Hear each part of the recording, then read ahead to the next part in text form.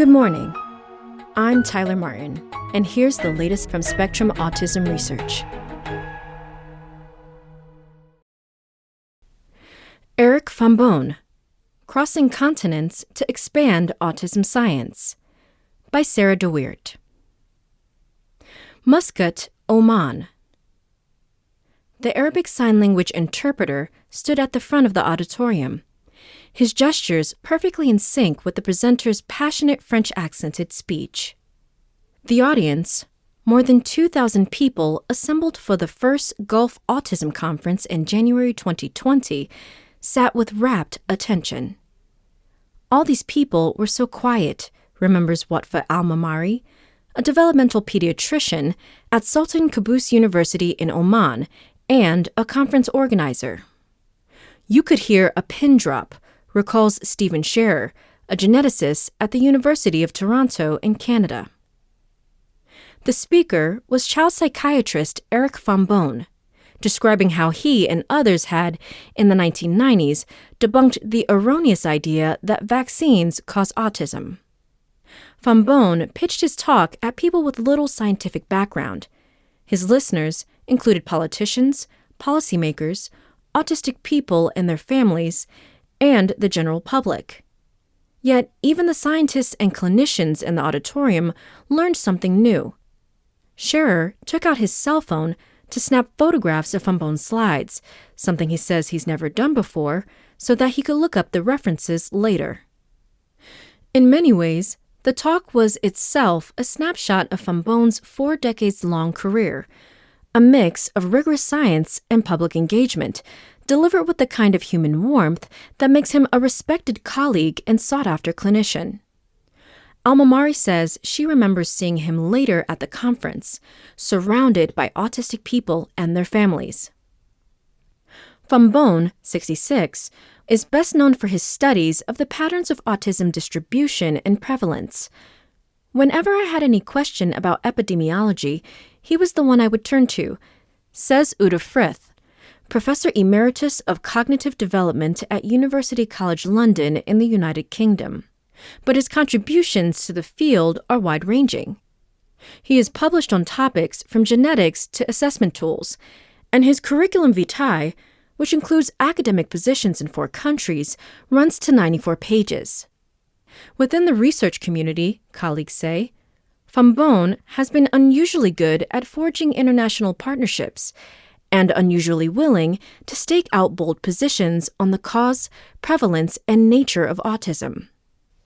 Last year, for example, he waded into a debate about camouflaging, publishing an editorial arguing that the term, often used to describe how some autistic people change their behavior to appear neurotypical, has not been rigorously defined.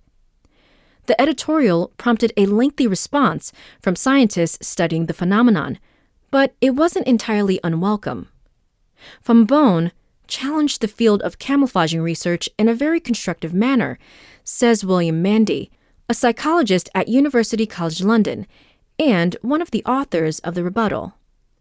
His intervention is helping clarify areas of disagreement and misunderstanding, and is shaping the questions that future camouflaging research should address. Paris, France. Fombonne was born in Paris and grew up in an affluent suburb. He was a strong student, interested in mathematics and science. He was also politically engaged and participated in student demonstrations in the late 1960s. Activism he attributes to his parents, devout Catholics involved in social justice causes. In medical school at the University of Paris, Fombonne chose to specialize in child psychiatry. At the time, there was intellectual excitement about psychiatry because of the mystery of the mind, he says, and child psychiatry seemed to hold the most therapeutic potential. Another factor, too, helped guide Fombonne's decision. Around the time he entered medical school, his older sister, Dominique, was diagnosed with schizophrenia. As a young medical student, he accompanied her to hospital emergency rooms on several occasions. After grappling with the illness for more than a decade, she died by suicide in 1986. The experience left him keenly aware of the limitations of psychiatric care and skeptical of theories that didn't offer any practical help for patients and their families. It certainly shaped my later sense that I needed to pursue research and to ask questions and challenge the views of the current establishment, he says. To that end, in the late 1980s, Fombonne launched the first study of prevalence of child psychiatric conditions in France while on staff at a psychiatric hospital in Paris. His work attracted the attention of a French association of families with autistic children, who inspired him to conduct the first epidemiological studies of autism in France. He soon became an advocate for improved autism care, speaking at conferences and lobbying the French government on the topic. London, England. Fombonne's epidemiological studies earned him recognition as a rising star, and in 1993, he was recruited to join a group at the Institute of Psychiatry in London, led by Michael Rutter, renowned as the father of child psychiatry. There, Fombonne joined a community of like-minded clinician researchers for the first time, he says. There still are very, very exquisite relationships with some of my peers who I met during that period. His position in London also put him at the epicenter of child psychiatry when, in 1998, a bombshell hit. Now discredited gastroenterologist Andrew Wakefield published a paper in The Lancet alleging a link between the measles, mumps, rubella, MMR vaccine and the onset of autism. Fombonne was immediately skeptical. Within weeks of learning about the paper and before its publication, he had marshaled data from 2 existing datasets to refute Wakefield's claims. And after the paper came out, Fombonne conducted multiple studies to test Wakefield's hypotheses, always with the same result. Wakefield's science was completely bogus, he says. Vaccines were safe, and there was no connection between the MMR vaccine and autism. Wakefield's paper was later retracted. He had falsified his data. But Fombonne was really almost prescient in understanding that this was going to have a big effect on families and on our field, and understanding the importance of bringing really rigorous science to evaluate whether that hypothesis was correct, says Sally Ozenoff, a child psychiatrist at the Mind Institute at the University of California, Davis, who has known Fombonne for many years.